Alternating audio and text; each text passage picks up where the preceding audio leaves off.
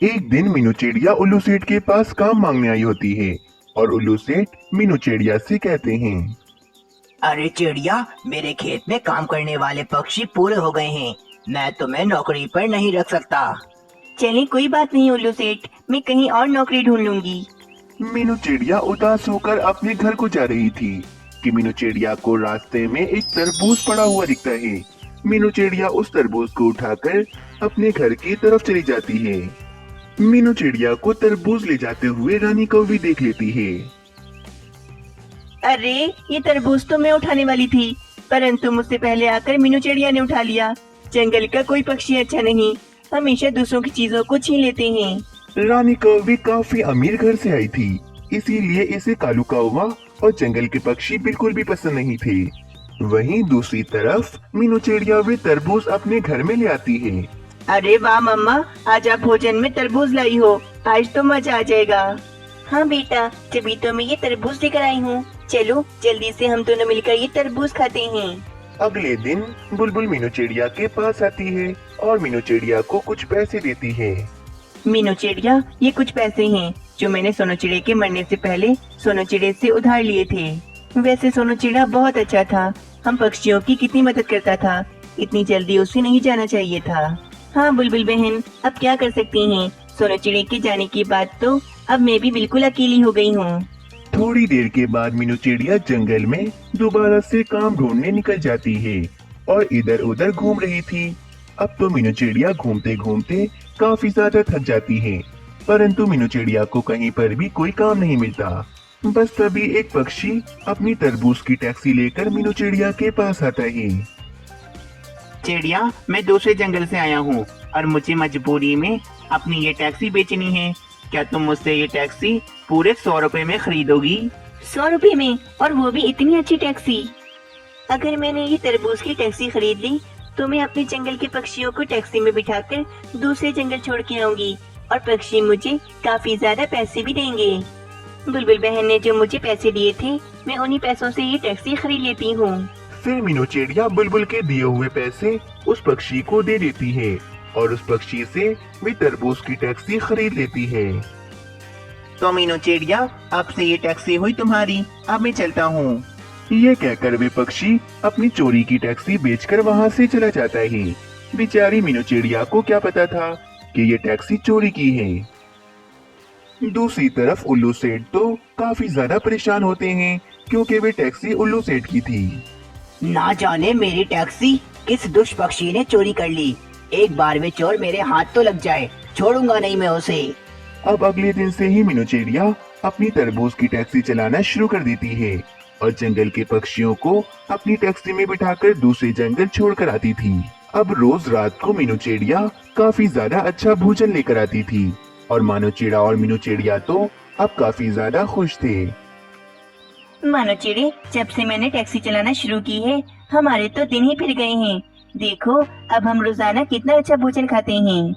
हाँ मम्मा, देखना जब मैं बड़ा हो जाऊंगा ना, तो मैं भी आपकी तरह टैक्सी चलाऊंगा।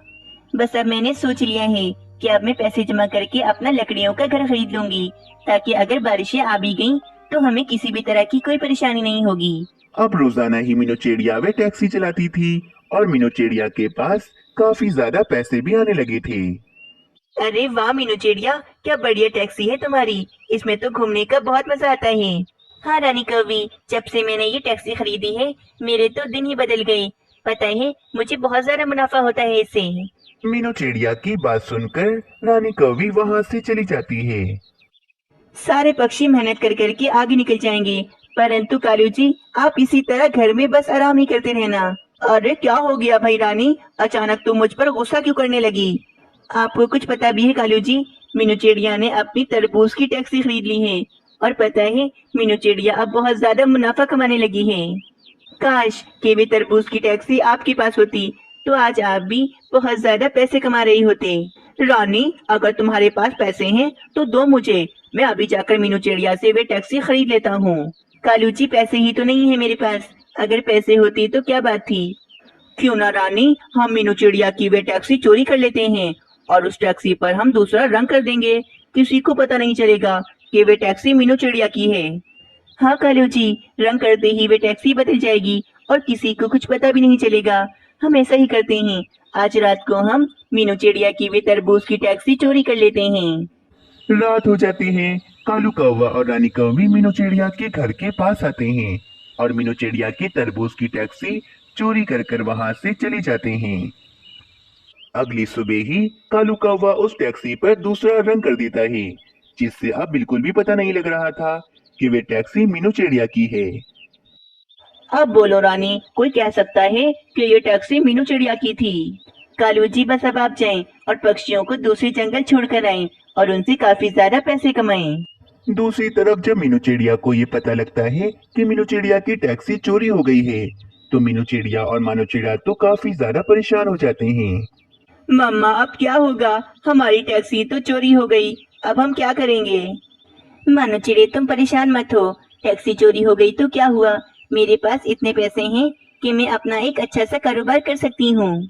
बस फिर मीनू चिड़िया जंगल में अपनी फलों की दुकान खोल लेती है। दूसरी तरफ अब कालू कौवा मीनू चिड़िया की टैक्सी से पैसे कमा रहा था और अब कालू कौवा काफी ज्यादा खुश था। वाह वाह रानी, देखो तो आज के दिन मैंने कितने सारे पैसे कमा लिए। देखना, अब हमारे दिन फिर जाएंगे। हाँ कालू जी, बस ये बात किसी को पता न चले कि ये टैक्सी चोरी की है, वरना तो मिट्ठू महाराज हमें कड़ी से कड़ी सजा देंगे। अगले दिन उल्लू सेठ कालू कौवे के पास आते हैं और कालू कौवे से कहते हैं, कालू कौवे, मुझे इस टैक्सी में जरा दूसरे जंगल तो छोड़ दो। हाँ आ जाए उल्लू सेठ, बैठ जाएं, मैं आपको अभी छोड़ देता हूँ। फिर उल्लू सेठ टैक्सी में बैठ जाते हैं और कालू कौवा टैक्सी चलाना शुरू करता है। मेरी टैक्सी भी बिल्कुल इसी तरह थी, ना जाने कहाँ चली गई मेरी टैक्सी। रास्ते में ही मौसम थोड़ा खराब हो जाता है और जंगल में बारिश शुरू हो जाती है। अरे वाह, बारिश शुरू हो गई। बारिश के मौसम में तो टैक्सी चलाने का मजा ही अलग है। बारिश के पानी की वजह से कालू कौवे ने जो तरबूज की टैक्सी पर रंग किया था, वे रंग अब उतरने लगा था। थोड़ी ही देर के बाद कालू कौवा उल्लू सेठ को दूसरे जंगल में ले आता है। शुक्र है भाई बारिश रुक गई, वरना तो मुसीबत बन जाती मेरे लिए। तभी उल्लू सेठ की नजर तरबूज की टैक्सी पर पड़ती है, क्योंकि अब उस टैक्सी से पूरी तरह से रंग उतर चुका था। अरे ये टैक्सी तो मेरी है, परंतु थोड़ी देर पहले तो इस टैक्सी पर कोई दूसरा रंग था। अब समझ में आई मेरे। कालू कौवे, तुमने मेरी टैक्सी चोरी कर कर उस पर रंग कर दिया ताकि मुझे पता न चले। लेकिन अच्छा हुआ कि आज बारिश हो गई, जो इस टैक्सी का रंग उतर गया और मुझे पता चल गया कि ये टैक्सी मेरी है। अरे नहीं नहीं उल्लू सेठ, ये टैक्सी आपकी कैसे हो सकती है? ये टैक्सी तो मेरी है। तो मैं छोड़ूंगा नहीं कालू कौवे। फिर उल्लू सेठ कालू कौवे को अपनी टैक्सी में बिठाकर मिट्ठू महाराज के पास ले जाते हैं। मिट्ठू महाराज, ये कालू कौवा चोर है, इसने मेरी टैक्सी चुरा कर उस पर रंग कर लिया था ताकि मुझे पता न चले। कालू कौवे, मैं तुम्हें सजा दे देकर थक गया हूँ, परंतु तुम तो बात आते ही नहीं हो। फिर मिट्ठू महाराज कालू कौवे को बंदी बना लेते हैं और इस तरह कालू कौवे को टैक्सी चोरी करने की सजा मिल जाती है। और वहीं उल्लू सेठ को भी अपनी टैक्सी दोबारा से मिल गई थी और अब उल्लू सेठ काफी ज्यादा खुश हो गया था। दोस्तों, अगर आप लोगों को ये कहानी अच्छी लगी तो हमें कमेंट में जरूर बताएं। हमें आपके कमेंट का बेसब्री से इंतजार रहता है।